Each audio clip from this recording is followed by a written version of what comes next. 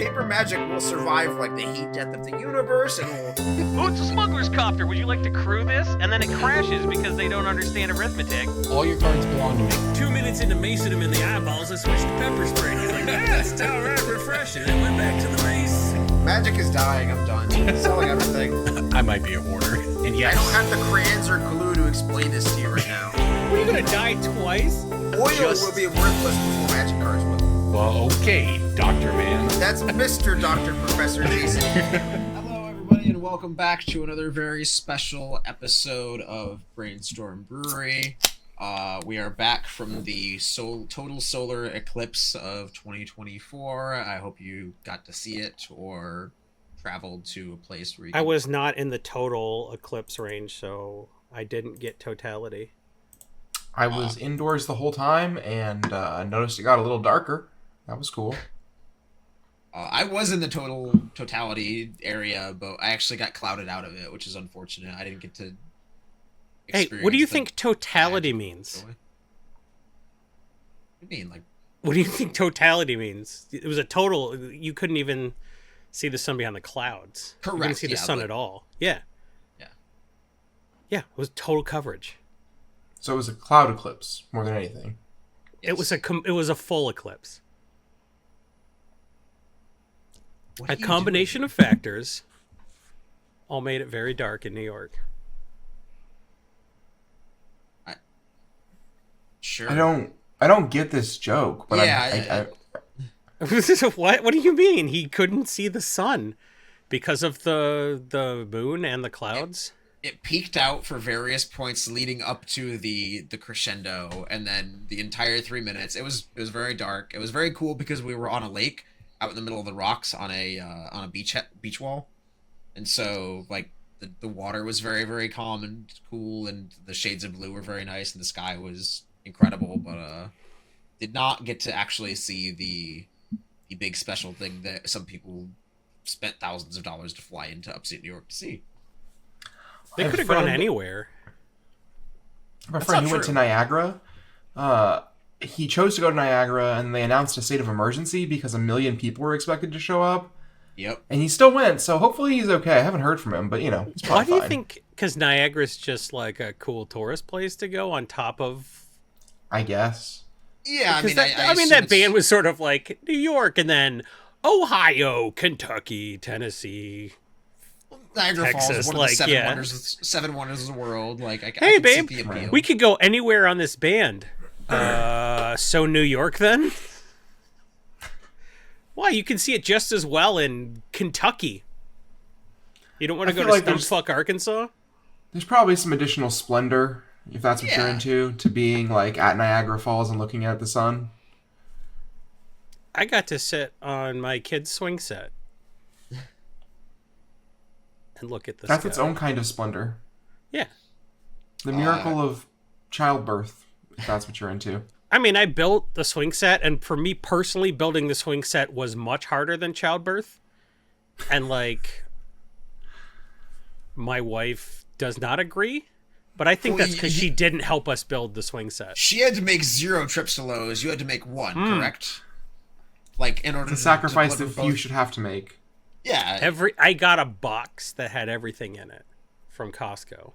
So it had spare parts. Every stage had the bag of hardware in a different labeled bag. And of course I had to go to Lowe's. Of course I did. We're Lowe's guys. Of course I had to you buy all go their to stuff in one Lowe's box. twice. Everything was in one box. I only had to go to Lowe's twice. The question is, when you went to Costco, was it on a weekend or a weekday? I ordered from Costco online. I was going to say you were braver than the troops, but that's only if you go to Costco on a weekend. I do not live in where you live. I don't know what Right. that means. I don't, there are not enough people in my area for Costco to be a problem. Okay, that's fair. Population density. There's like 70,000 people in Kalamazoo, and I think we can like manage to spread people out enough that there's more than I think standing room only at Costco. there are 70,000 people inside the Fair Lakes Costco on a Saturday afternoon, so that makes sense. That sounds about right. Yeah. Well, if you did not get to see your what is it, Infinity God the Shrine, you could just stare at it on your table at your Commander game. I guess it's kind of the same thing. It's not like a magical once in a lifetime experience. I mean, what would I know? I missed it. I didn't get to see the cool thing. But anyway, we are here on the eve of my breaking bulk is cloud cover. Outlaws of Thunder Junction pre-release, with our rooting and tooting and all of our favorite legendary creatures packed into one fun-filled yeehaw set. With weird sword Halo 2 looking energy beam weapon guns shooting. Yeah, decidedly not legally guns. They look like the laser legally sword from Halo when it's turned off. They do. Yeah, they do. Cool Definitely swords. Oh, these are guns. They're actually called Spark Slingers or something. Oh, Jesus Christ. That's a crime. Naming it Spark Slinger is a crime. What are they actually called? There's it's called jizz music. It's called jizz wailing. I'm sure somebody in the comments will correct you no matter what you call it. Actually, it's called the... I don't know. I would have to say a thing, and I'm not that kind of person that knows shit. You would have to say a thing, but are you going to say anything? It's a spark thrower, not a spark slinger. Are either of you excited about the Thunder Junction pre-release? Anything cool for any formats coming up? I'm going to build a loot deck. I think you mean what's the League of Legends pet that looks like loot? Gnar? Yeah. Sure. Oro? Any of them, really. No, they're all Yordles, but I believe Gnar is the closest on the family tree to loot. Isn't Gnar like Squanchy from Rick and Morty? He gets all huge. Kind of, yeah. I wasn't excited for OTJ particularly. It was just like another Magic set. And then I saw that one of my favorite limited cards of all time is in the set, Skullduggery.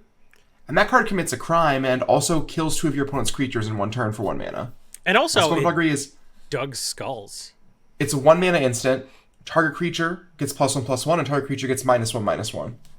And so you shrink one of their creatures, you grow one of yours, and you commit a crime. As a combat trick, yeah, sure. Yeah. That's busted. It was an Ixalan initially. If you play limited. I mean, limited's great still. The limited team has kind of cracked the formula. Like, every set's at least decent, and the good ones are great. We did talk last week about how a very, very famous designer was given the reins to this one. I haven't played limited since War of the Spark, but I trust their judgment through other. I wish I played more limited Magic. I used to know every card in a set just because, like, there were like 35 of them that were just like clutch and limited. Now I play EDH, I'm like, these 10 mythic rares that were designed to sell the set are good. One of the things that I found has been really rewarding for me is just like buying pre-release kits, taking them home, and playing with my friends. I bought the way more chill environment. All the time in the world. Edition, the Murders at Karlov Manor Clue edition.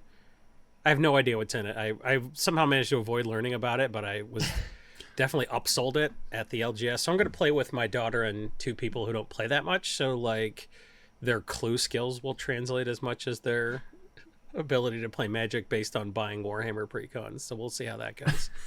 I do kind of like when they do like that, because like if someone knows how to tap lands and summon creatures but doesn't know when to brainstorm in a deck with a bunch of fetch lands, like having something they can play with you that's high variance but a lot of fun in a real easy bar of entry. I like those kind of products, and I because I think people, even in franchise like Commander players, not everything is for them, even though everything is pretty much for Commander players right now. Like, I will sometimes say, go ahead. For like 80% of Magic players in the world, Magic is a board game they bust out like once a month with their friends. And the Clue edition is basically just them cutting out the middleman. Yes. And I think that's great. I think it's a good product. I don't know if this product will be like, there was some weird stuff with like the price point and them putting Chase Magic cards in it or whatever, but like ultimately, like, it seems like it's a fine product. People seem to enjoy it. Yeah, I haven't played it yet. I've only I'll gotten report singles in. from it. But... Yeah, well, the Clue character, legendary creature treatment, there's a lot of really vivid color on them. I like that art treatment, even though I don't like any of those characters. If that makes sense. You don't want to build a Colonel Mustard Commander deck? I committed a crime.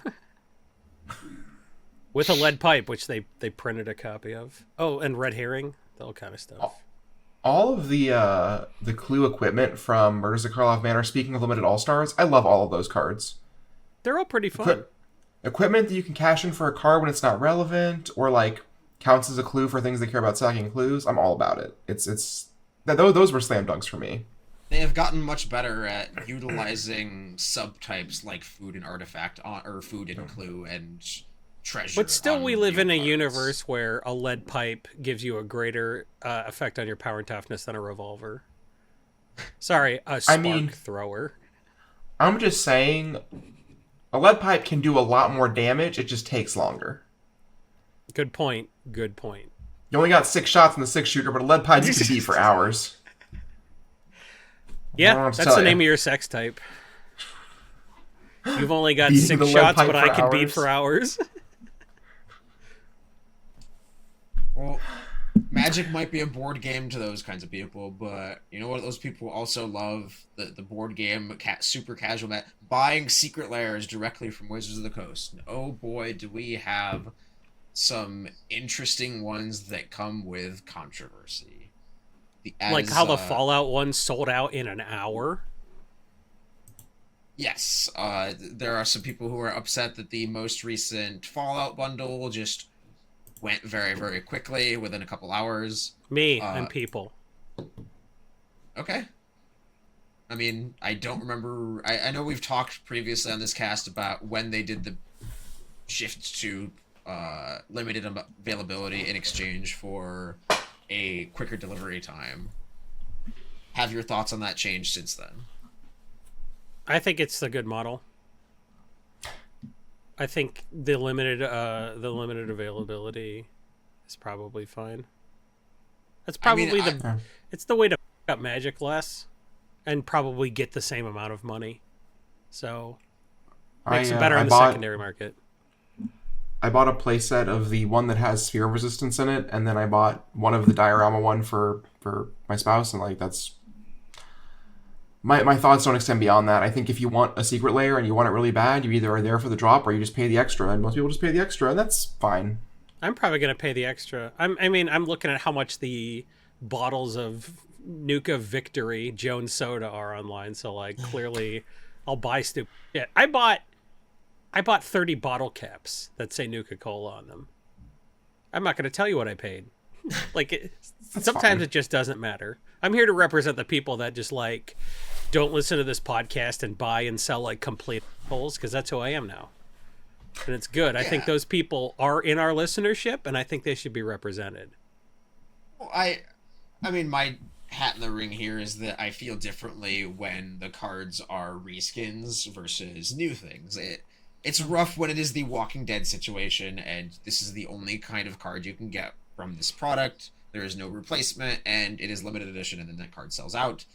That is much more easy to empathize with than I just wanted this specific version of Sphere of Resistance. Yeah.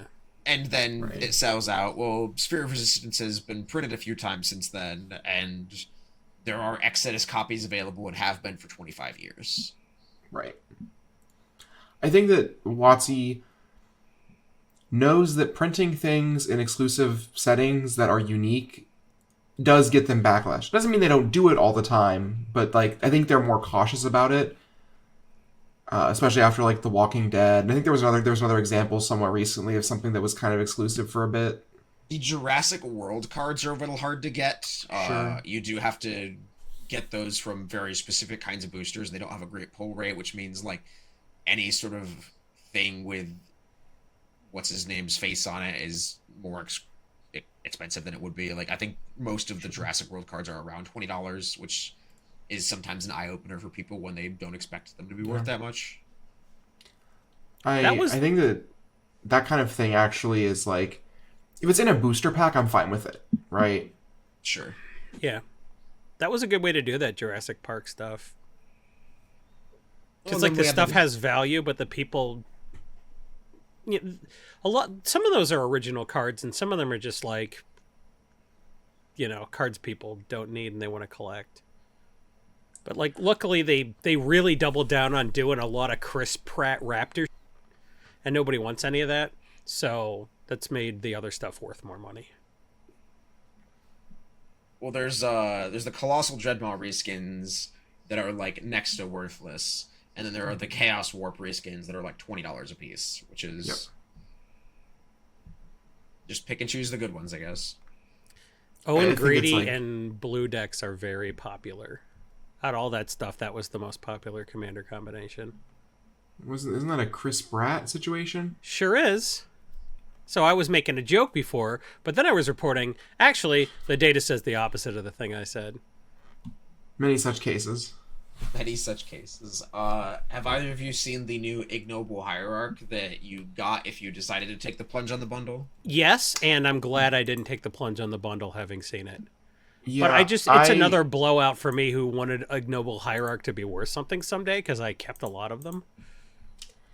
DJ mentioned before the cast that the word Exalted is on the card somewhere, and I'm going to try and find it in real time. It's not on the fingernails. It should be like one of those bar games where you have 30 seconds to like click on the part that says... Okay, so it's got to be above the mana symbols for tapping.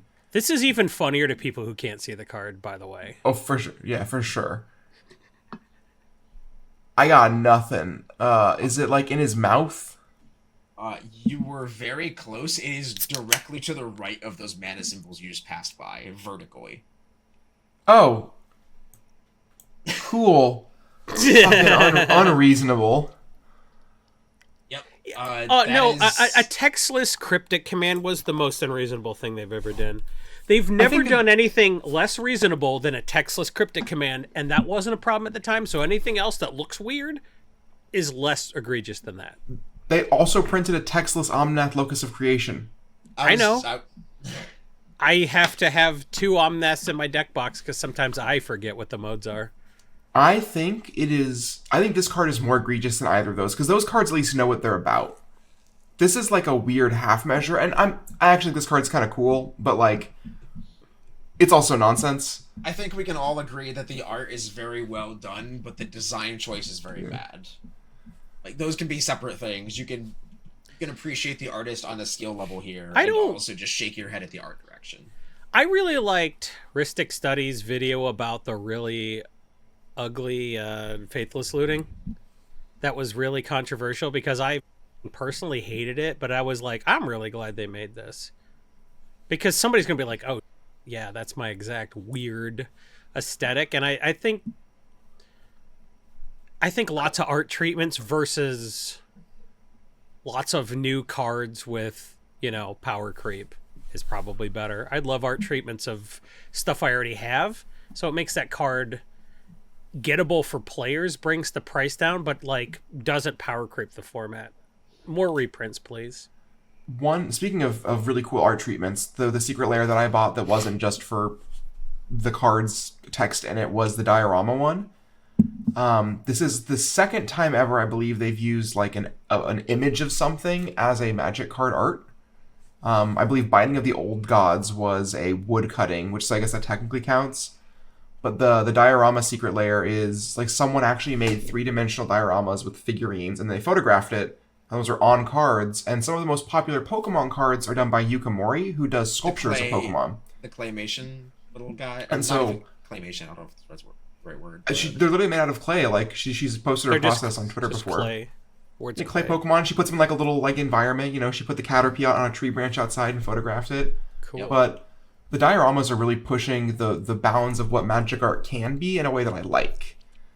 Change the medium on the card, not the card as a medium, is something that I'm a really big fan of. So should this Ignoble Hierarch be legal as a, like, where do you draw the line in terms of altars? Like, is a good question. Because I have the altar rule's boring. Yeah. Why are we talking about this still? I've written Ignoble Hierarch on an Infinitoken and put it out on my board, and people knew what was going on. People know what Magic cards do. And if they don't, they ask you. I also think the argument of like, well, this wouldn't send it to the altar rule, and it's like, yes, obviously, everyone knows the altar rule's Snoopy Goist should be legal. I get it. That's a bad faith argument at this point. Magic cards all look like nonsense now, and that's fine. Yeah.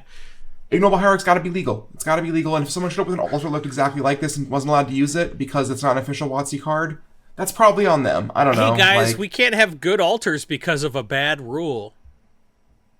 Change the bad rule, right? Change the bad rule. What does a good altar rule look like?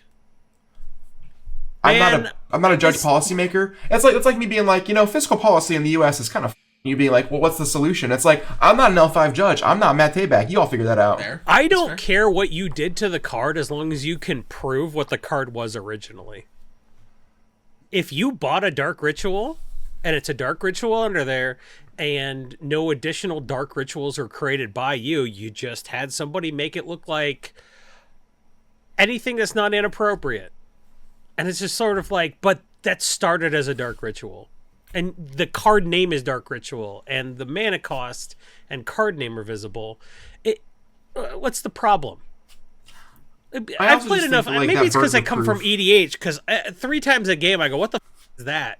What is that 6-sided die that's on a 3? And people are like, that's a 3/3 beast token I made from you casting something. Or it's 3 food tokens.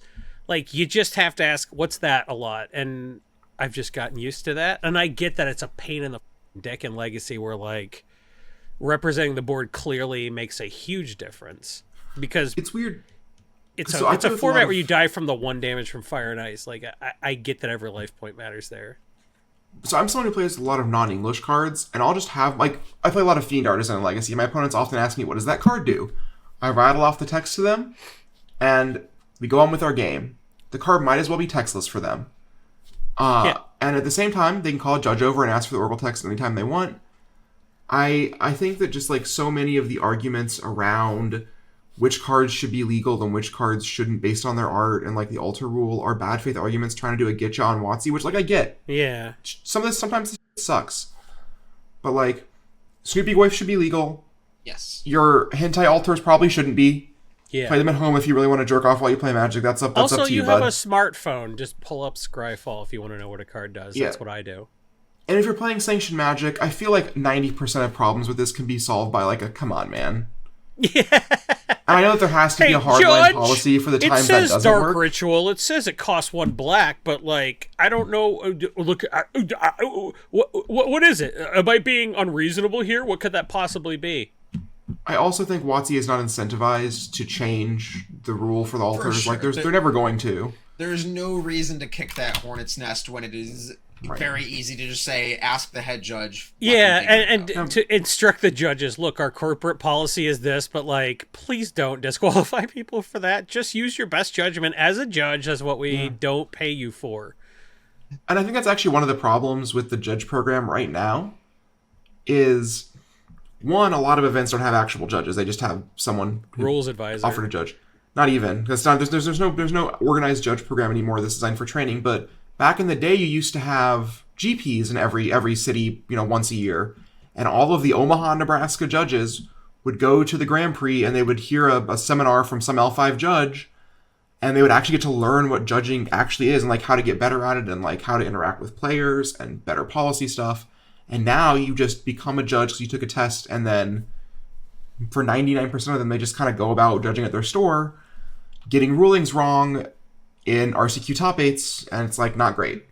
And I think that's one of the things is, like, judges don't get a chance to develop those best judgment practices around things like altars and things like collusion. And it's one of the reasons why we keep seeing so many issues with judges is there's just no pipeline for them to get better. For sure. Yeah, that was that's a tangent, probably gonna... No, yeah, but, like, that's a thing. But also, I think it won't be a problem because the low judge volume and training and stuff like that as a result of, like, low in-person events volume, and when that goes up, they'll put the mechanisms in place to fix it. So I don't think this is, like, a long-term problem, but for right now, it's not great for sure. SCG getting all of the RCs is actually a huge step in the right direction for me, I think. Yes. Because out of everybody, Star City fired the fewest of their event staff. They also like I'm not trying to on Channel Fireball, but they had such a good team in place. SCG also has experience running 4,000 person events, and the RCDC in October this year, there's going to be like 2,800 qualified players or something completely ludicrous. Like every premium store gets to run 3 2-slotters, every non-premium store gets to run 3 1-slotters, every SCG Open qualifies a couple people. There's like re-CQs at opens, and it's just like there's going to be like 2,800 people qualified, 2,000 are going to show up, and there's going to be 2,000 more for side events. Like, SCG has experience with that. And SCG has experience doing an open and doing a classic in a completely different city on the same weekend. So they had at least 1.5, 2 good teams. They also, and this is a personal bias thing, they very smartly chose a much more accessible location because, like, it's in DC, but it's actually just the Dulles Expo Center. Oh, nice. The airport's generally cheaper to fly to, has free parking, 100 hotels close by, whereas the DC Convention Center is like downtown DC. Yeah. If they pick the wrong weekend, the president's in town, and everything's like, the president in Washington, D.C., it's more likely than you think. You'd be fucking shocked, bud. Hasn't he spent the last 18 months campaigning? When does he even have time to go to D.C.? All I know is the last time there was a GPDC, 2 city blocks over, there was like a ton of road closures because like he was out getting lunch.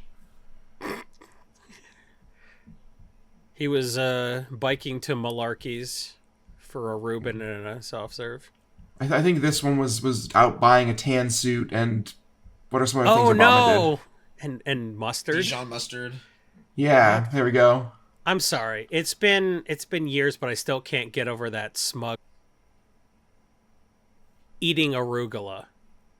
Like, who does he think he is? What he an wants elitist. A peppery green bastard. Not my president who eats a well-done steak, covers it in ketchup, and fails to in his gold toilet. That's a man of the people. Breaking bulk time. Breaking bulk time.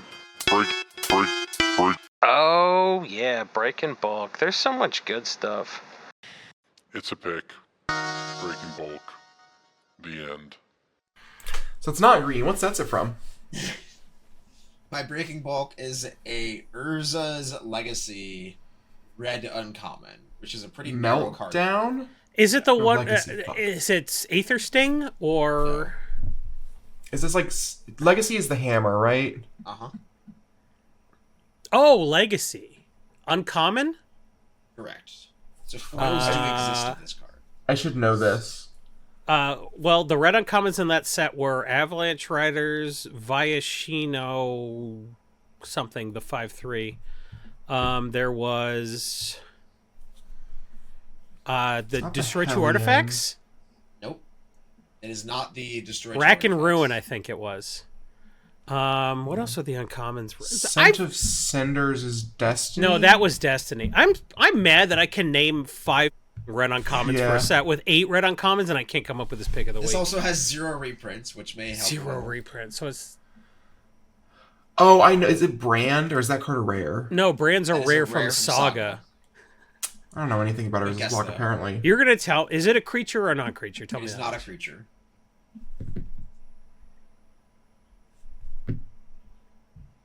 I'm so fucking cranky about this. Parch is common, right?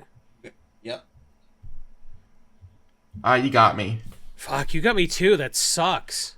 Jason, I'll give you 3 more seconds to think of one more guess. It'll be a last-ditch effort.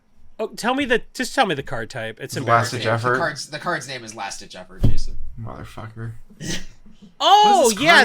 I almost said Goblin Bombardment, but I was like, no, Goblin Bombardment was Tempest. It's not Goblin. It is. It's Goblin Bombardment.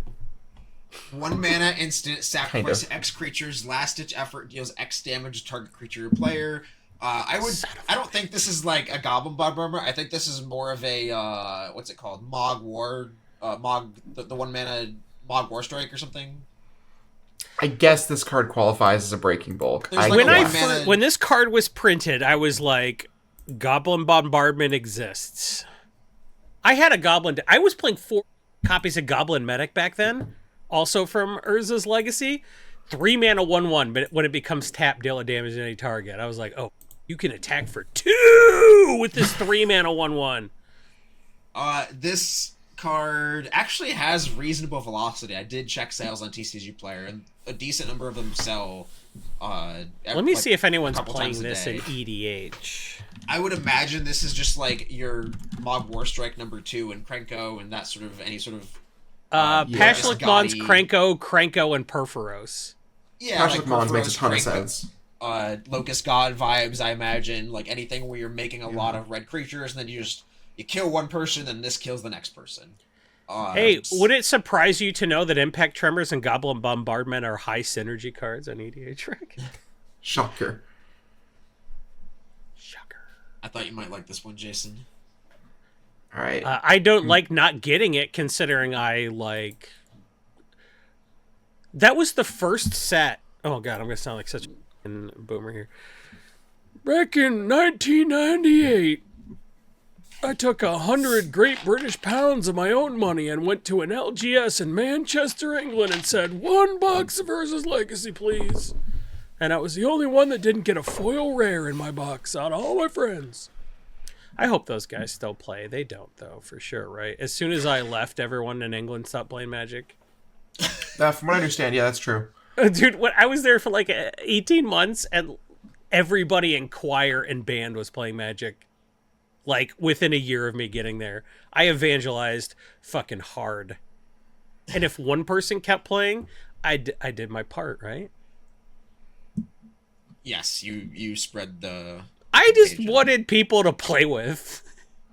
Can you imagine just like moving to another country and like leaving your whole play group behind and just being like, nobody plays this game. I'm going to make Magic players. And then I did.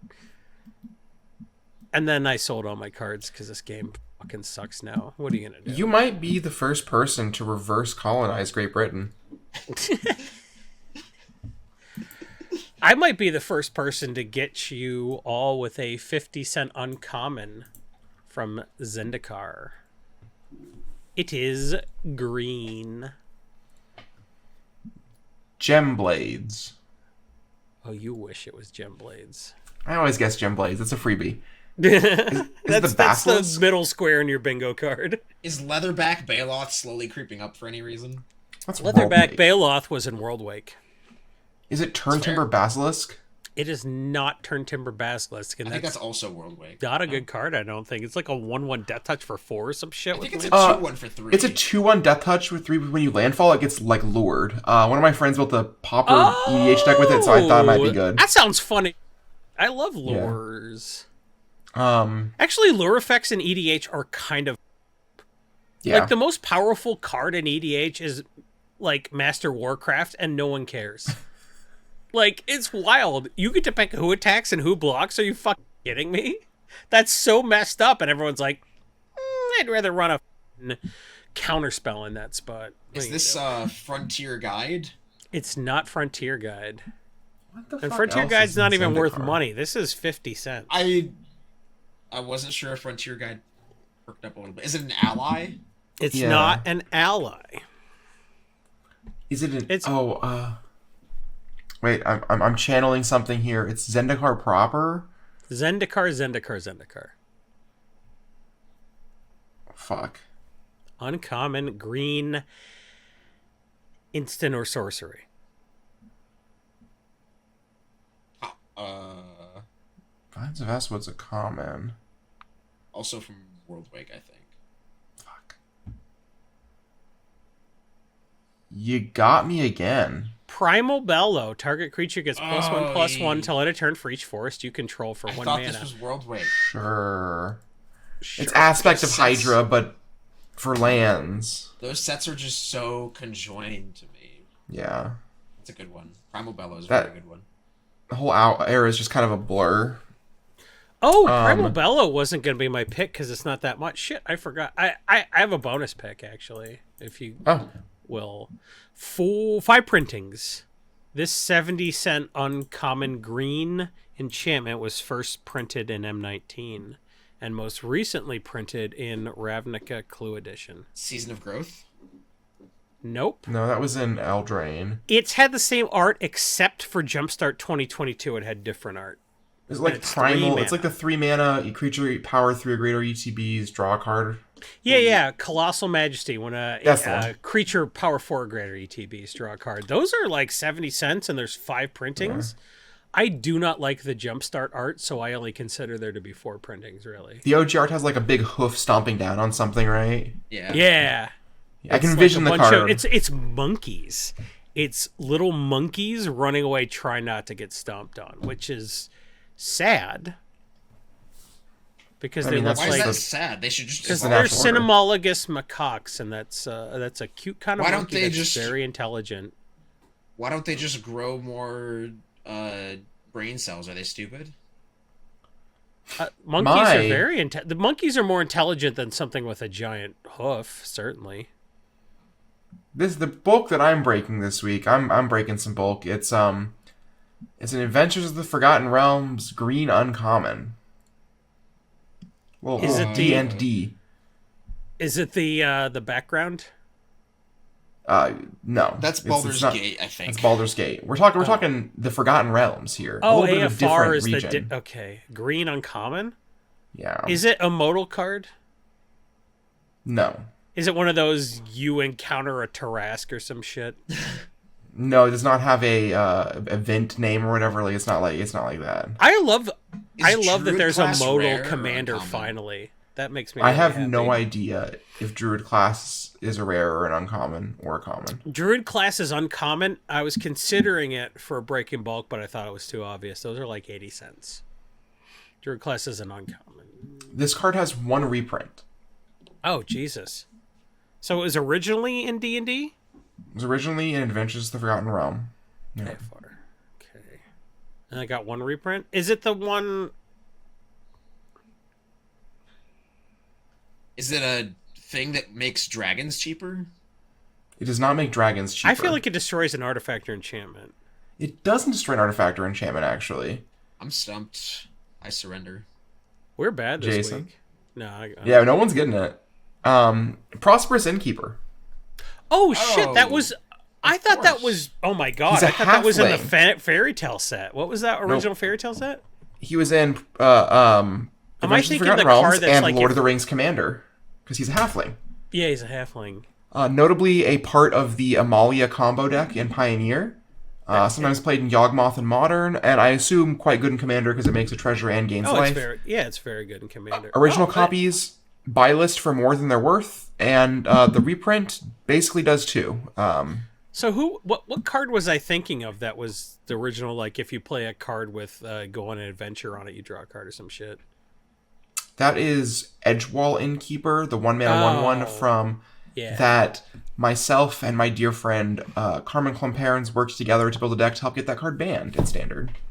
Fun fact for you. Oh, good work. Yeah. You did it. We were just like, what if we put Adventures and Lucky Clover in our Omnath deck? What if we just put chocolate in your peanut butter? And then we did.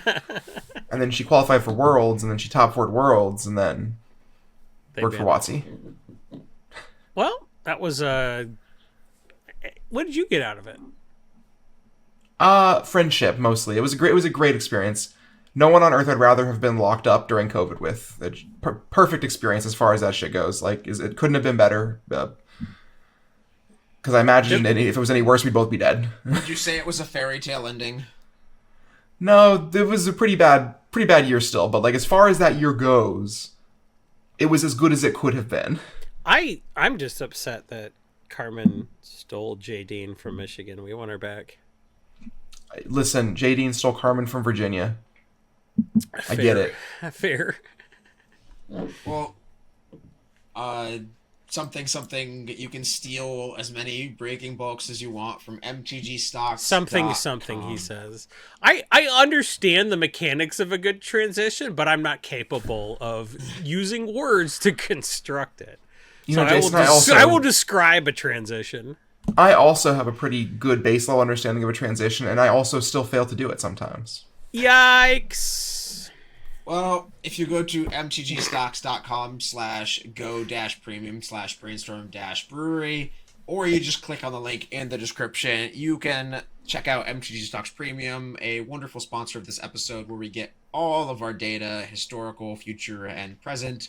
And now, for the first time ever, we have the ability to offer you a discount on said MTG Stocks Premium. Oh, through shit, our really? partnership. If you click the link, you can get up to 15% off your premium, save even more money, make even less effort required to make back said monthly subscription or yearly subscription if you get more money off. Honestly, listen, I've said this before for MTG price, but it's doubly true for MTG stocks. If you cannot make back your annual subscription with like the tips you get on there, you're not trying. Like, if you want to make like more than you're paying for your subscription back very easily with just a few simple tips. It's not like, oh, we're gonna, tell you how to make a TCG player store. It's more like, hey, this stuff has high movement velocity, or it's arbitrageable, or whatever. That's good info. Yeah. If you manage to get the drop on one play set of a Mythic Rare and a Standard set that you are going to be buying this year, like you basically have paid for it. Like it's not hard to make your money back. And if you don't want to guess on standard cards like me, you can put your nose at the grindstone and look at Card Kingdom interest. You can look at places where Card Kingdom is cheaper than TCG Player to maximize your store credit value from Card Kingdom. You can look at the pace at which Card Kingdom's buy list and or retail prices are accelerating. Yeah. You can check the algorithm. It's just tools that automatically do stuff you were doing manually faster than you were doing it. And once you get all the reports, you're like, oh, okay, this is how I identify my stuff. It could not be easier to make more than your money back. And I wouldn't talk about it if it wasn't a good investment. Know that I have this big pile of Arcanum wings here, my pick of the week from last week, that I still strongly believe in. I have it set to be a price alert on my phone, so I will get a text from MTG Stocks when these beloved little beauties go above 75 cents. You know where there are a load of Arcanum wings right now? Cardsphere. Just go say on Cardsphere that the only card you want is Arcanum wings. You'll get them all week.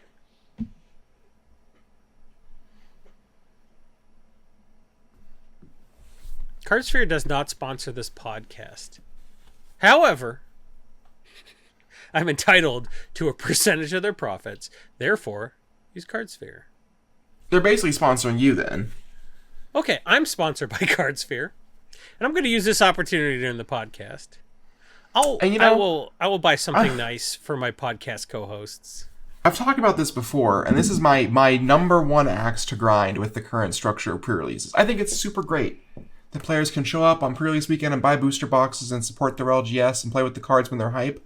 But also, for the LGSs that don't have good cash flows or the ones that are like much smaller, having to purchase all of your pre-release kits, all of your commander decks, all of your play boosters, all of your collector boosters, especially as costs go up, stores are having to short their orders because they can't afford to buy all of it at once. They can't drop 2 weeks worth of business purchases in 1 week. And if they do, they end up getting allocated. You're like, okay, I need 10 grand for this, and they send you 5 grand worth of. And I will say, as someone who has a game store, and that we encounter this sometimes, it's a hassle.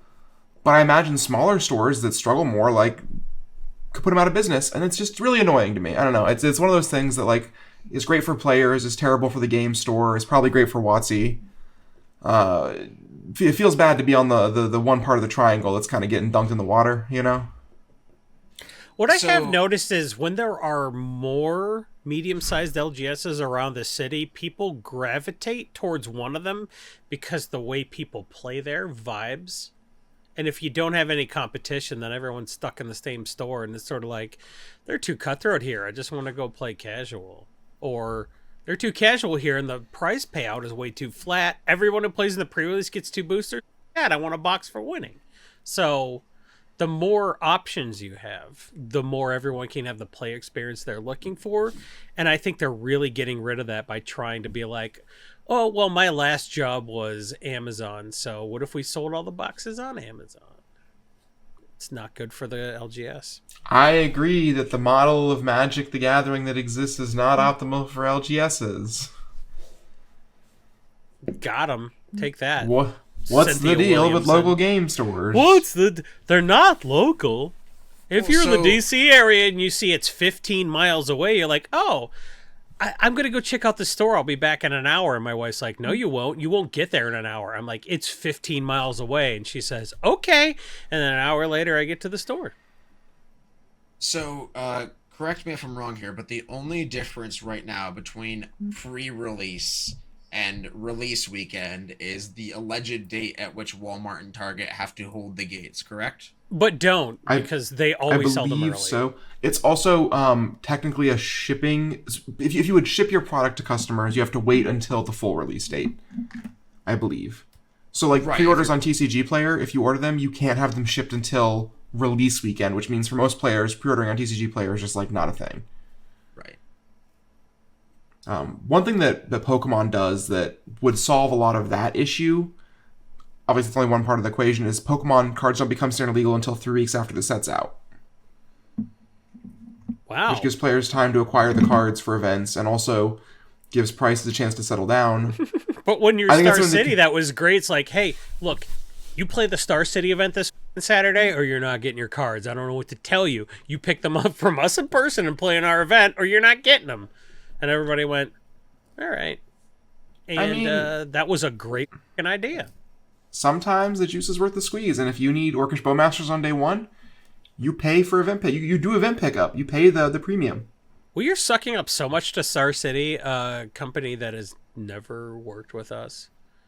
For all the things they've done that aren't great, they've also just like been a totally reasonable company for. I know. They ran our good prices tournaments. are high, and enough people pay those prices. That why are you mad? It's just like, well, I got no axe to grind there. Yeah. They're all reasonable people who've been good for Magic on the whole. Yeah. But also, they should give us money if we're going to be this nice about them. I agree. I'm on Star City. There are some things to balance out the nice things I said, but I won't go into them. There you go. I'm ambivalent. Get in my Give mentions. me money. Get in my DMs, Pete. You know where I am. Absolutely. I don't think any of that's usable, but, It's fine. People want to know that Star City could work with us. And so far, both parties have failed to come to an agreement. So, I have talked on this podcast previously about how the cart optimizer and how, I don't know what the term would be, but like cart builders, I guess, things from external third-party websites where you click the button, the deck gets filled by the website that sponsors it, and then you get to check out with a few simple clicks. Those tools tend to impact individual card prices a lot more than you might think. One of the examples of this is individual basic lands. So there are plenty of recent standard sets nowadays, like Kaldheim or Crimson Vow or Markov Manor, Karlov Manor, whatever you want to call it. I've heard it both ways.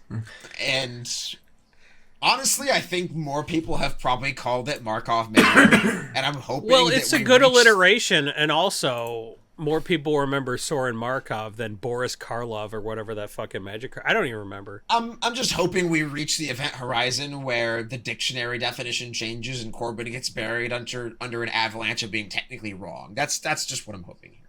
I mean, we all hope for Corbin to be technically wrong, especially when the correct pronunciation is ridiculous.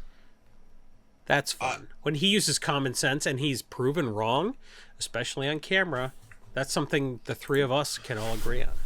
Anyway, my point there is that the cart builder will sometimes default to certain basic land choices, which means that basic land will go out of stock more frequently, which means that basic land price goes up, which turns it into a breaking bulk, and this whole ecosystem starts to revolve around these single buy my deck tools that just make it very easy for individual people to buy full decks from one site fast and simply, and then the retailers or the vendors on the other end don't, like, I don't know why Mountain number 375 gets sold a lot, but I mean, we gotta pay 20 cents because we're selling it for $1. Sure. And that translates into, I think, special versions of cards like Showcase and Borderless versions too. A lot of us have known for 2 years now that the default version is the correct one, and foils are inherently toxic just because of their low liquidity and just they're difficult to sell to players. It's hard to, and also they're as common as non-foils now. It's like a 50-50 mix. So like Right. they're all downside. Foils they're are not curling. special anymore.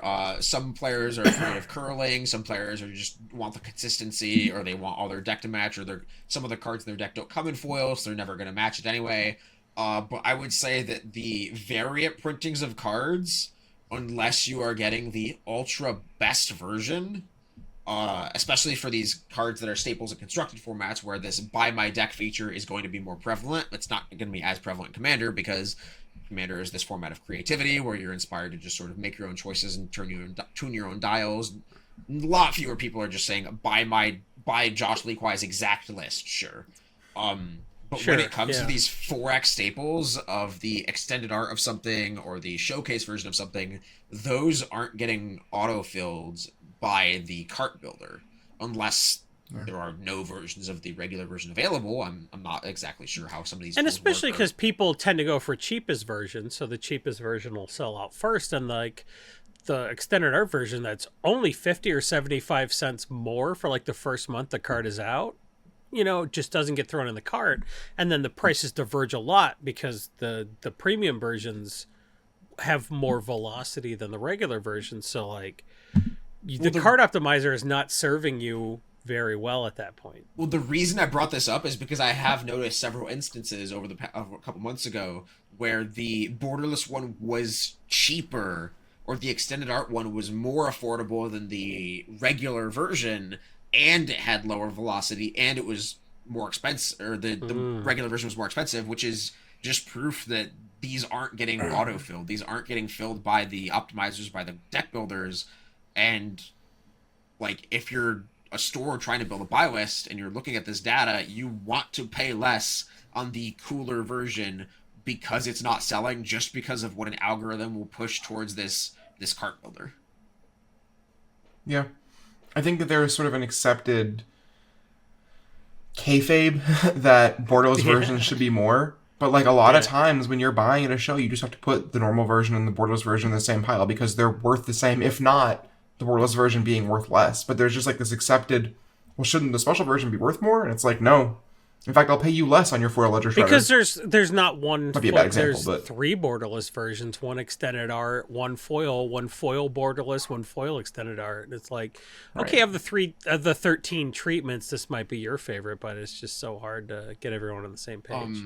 I think the Triomes are a very good example of this from Streets of New Capenna, where the borderless ones, the ones with the completely different art and no frame, no border, whatever, those ones are going to default to Commander players because of that rarity factor and prestige factor, and the showcase ones are just as common, if not more common, than the default ones. So also, they're terrible.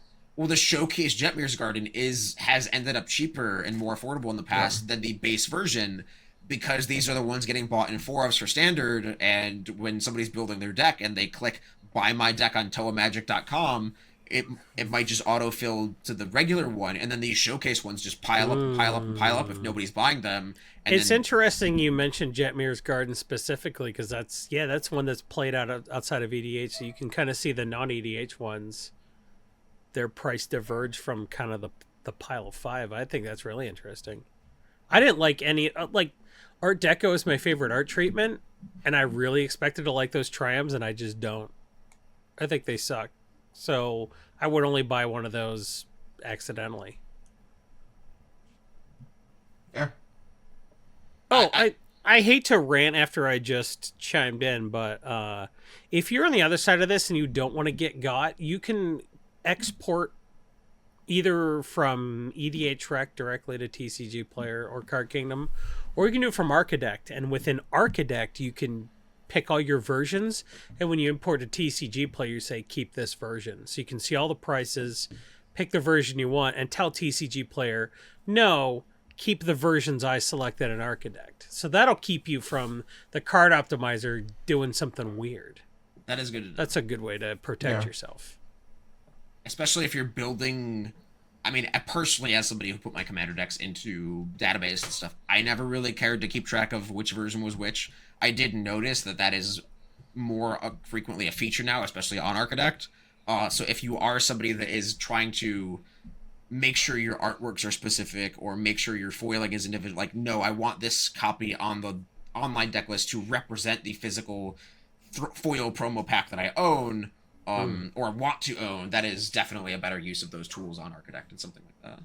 So it's just fun to like tweak within Architect to get everything visually looking the way you want, but also it's a feature that you can export those exact versions and say buy those exact versions. So that's just a thing you should know. Yeah, and I mean, the fact that I went on this rant and talked about how this data comes out is proof that those people don't know about that feature. Or if they do, they're choosing not to use it. Well, the Tamio's Journal thing where everyone's like, wow, Tamio's Journal really popped, but it was only one version. And it was one out of 8 versions or something, yeah. Mm-hmm. Cool. As we get to the end of the episode here, we have to introduce our final segment, my favorite segment. It's called Pick the Week. Pick of the week, pick of the week, pick of the week. Time for the pick of the week. Personally, my favorite is the first week of July. Tomatoes are really in season. It's warm, but not too hot, as long as it's a shady day. It's kind of the time to go on a vacation, but maybe not. Maybe you just stay home, go to the farmer's market. What about you, JJ? What's your favorite week of the year? What is this miscongeniality joke? It's Pick the Week. That's the segment, right? Describe your ideal date. Yeah. First week of July is my favorite week. It's pitted. The pit's not in it, so I can do something with it. It's already split, so I can put cream cheese and sriracha in it and wrap it in bacon. That's my ideal date. I think I have to go first week of December. A totally reasonable choice. That's like a high tier. It is my dad. It's also my wife's birthday, so like. Oh, nice. Yeah. I get to plan fun things for that weekend. It's approaching Christmas time. People are putting up nice little lights and. The snowstorms aren't too bad in upstate New York yet. I can still kind of go for a run in the brisk morning. That is my pick the week. Pick the week. Jason, what about you? What's your pick? Memorial Day weekend, because my dad, son, mother-in-law, brother, and I are all born within like 9 days of Memorial Day. So it's a great time to be like, we're just gonna have a big fucking barbecue for everybody's birthday. So that's a pick the week plus 2 days, technically. Sure. The week, they don't have to celebrate their birthday on their birthday. They come to my house when I say we're doing the Memorial Day, everybody's birthday celebration. We get some surf and turf. We get a nice cake. We make a nice fruit salad, and then we put rose petals all over the back deck, and it's a good time. Now for our truly final segment. What? The rose petals are for me. They're delicious. And now it's time for our final segment, Pick of the Week. Pick of the week. DJ, what's your pick of the week? So this is one that has spiked already a little bit on MTG stocks, but I think you still have time, especially if you're buying the original printing. Ren's Run Packmaster. The supply on this has slowly been draining, and if you are a commander player, a shiver just ran down your spine because you are terrified of the wolf from Markov Manor that is Voha, Jaws of the Conclave. Very scary. Voja or Voha, whatever it is, it's the most popular commander in that set with a bullet. Ward 3 is a conversation that Twitter has had plenty of over the past couple months, but Ren's Run Packmaster is a 4-mana 5/5 where you have to champion an elf, which is, in these days of mono-green creatures, actually kind of below rate. But it allows each wolf you control to have Death Touch, and it lets you mana sink to put some wolves into play. This has crept up from near bulk rare status to over $2 at time of recording. It only has a very small number of reprints in a weird pre-release promo art, and then a Commander 2014 version, and of course the follow-up Commander Anthology version that reprinted that elf deck with, what's her name, Prerelease. But Ren's Run Packmaster has not been printed in 10 years, and I think that Voha, or Voja, or Vojaha, or whatever you want to call it, is going to make this a $8 card within the next few months as supply continues to dwindle. This has not been put on the list. It has not been put in the Secret Lair. People will continue to buy these little wolf synergies until it spikes. I threw Card that those has as not a been 2 of reprinted in into- my... I had a blue-green elf deck in Extended that ran Intruder Alarm and what's the other one? Opposition. Yeah. And this was a 2 of, and it's the best mana sink available. It's insane. You heard it here first. Best mana sync of 2008. Best mana sync available in 2008. Wasn't in 2008, Helix Pinnacle correct. printed in 2008? Excuse me? What was Probably. printed in 2008? Helix Pinnacle. Helix Pinnacle? Oh, maybe it was. Yeah. That's Got a you good there. mana. Well, if that's a good 100 mana sync, a good 12 mana, have you conceded yet sync is round. It's called an investment. You put the mana in now. It's like a 401k. Well, I mean, This that is deck not had financial Sprout advice. Swarm. That deck had Sprout Swarm with Mana- Intruder financial Alarm, so it was advice. mostly Financial- like, this is an elf deck that kills you with Saprolings. Figure that out. I have a green Jason? pick of the week too, actually. Ooh, I think really? Blossoming Tortoise from Wilds of Eldraine is the cheapest it's ever going to get. Both of its foil and non-foil price have plateaued around $3-4. And Tortoise is going to be featured heavily in some of the mono green decks coming out. And it's very land-centric, and it feels like anytime they have a land-centric set, this has not one but 3 abilities that really jive with that. This under $4, I think, is a very good pickup. It has crept down from like $7 for a non-foil to like $2-3 for a non-foil. I think that's a good spot for it. I think it probably won't get much cheaper. We're probably at peak supply of this set because Wilds of Eldraine was 15 sets ago. So I think now is the time to benefit from, you got that down shift on the graph. I think we plateaued. I think we're about to go back up on Blossoming Tortoise. Buy them under $4, especially of a foil under $4. Unless foils aren't special anymore, are they? I'm super into this card. I think at like $3 or $4, and especially if you can get them for $3, I'm like all about buying a stack of these. Card just like does enough things, does them well enough at like an okay rate. And WotC does love printing their lands matters cards now, because it turns out lands in graveyard mattering is like pretty fun for a lot of people. Magic's fun. Lands are the best part of Magic. Yeah, they're the special sauce. They're the worst part of Magic, which makes them the best part of Magic. So my pick this week is, as we all know, I love some Bush League. I love some I love some calling a Pokemon card for my pick of the week. This week my pick is original Magic art. With there being 15 sets every 30 minutes for Magic, a lot of pieces are digital, sure, but there are tons of sketches and paintings, and if there's 10 times as many cards being printed, there's 5 times as many paintings. And I guarantee you there's not 5 times as much money in the art market. Original paintings, good ones, by like well-known Magic artists of pretty compelling things, are selling for like $1,500. If you asked me 3 or 4 years ago, I would have said that $2,000 was the floor on a piece of original Magic art that was a full painting. I was messaged about the Gonti's Machinations, I believe the card's name is, or something about Gonti in the Outlaws of Thunder Junction Commander set.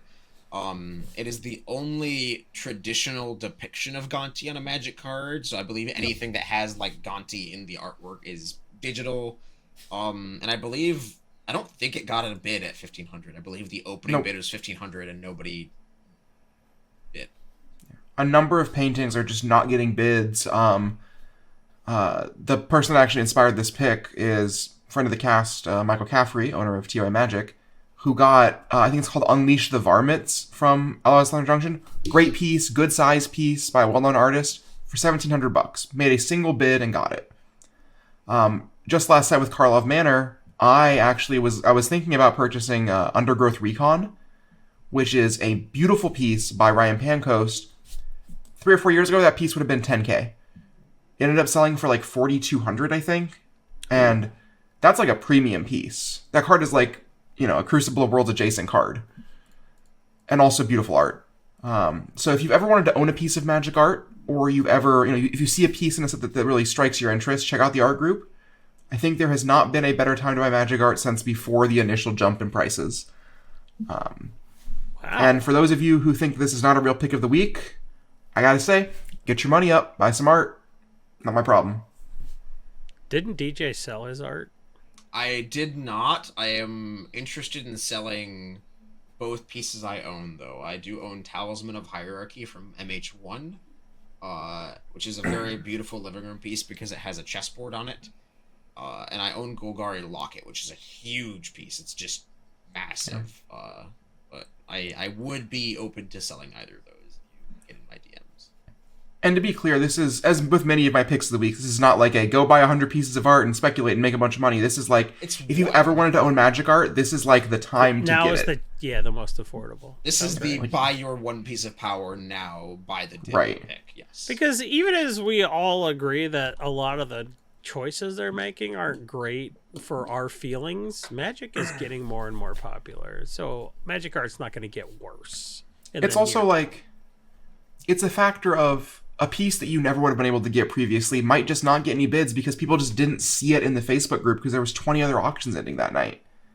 I actually have lost auctions recently on original art because I just like forgot it was going on because there were so many things in the group. It used to be there's like four auctions going on a night and that was it, and that was fine. But it's not like magic art intrinsically has gotten worse. It's just that there's more of it and the amount of money being spent on it is lower. Sure. I can't say no to that. You've made a compelling argument. Got another Bush League fucking pick of the week through. It's time to wrap this episode up. This has been a very special episode of Brainstorm Brewery. I've been your host, Cass Lynn, joined by my co-host, DJ, and my other co-host, Jason. Thanks for listening to my podcast. You're all wonderful. See you next time. Remember to say a prayer for Corbin. because he died. This is a Christian podcast. This is a Catholic podcast, my brother.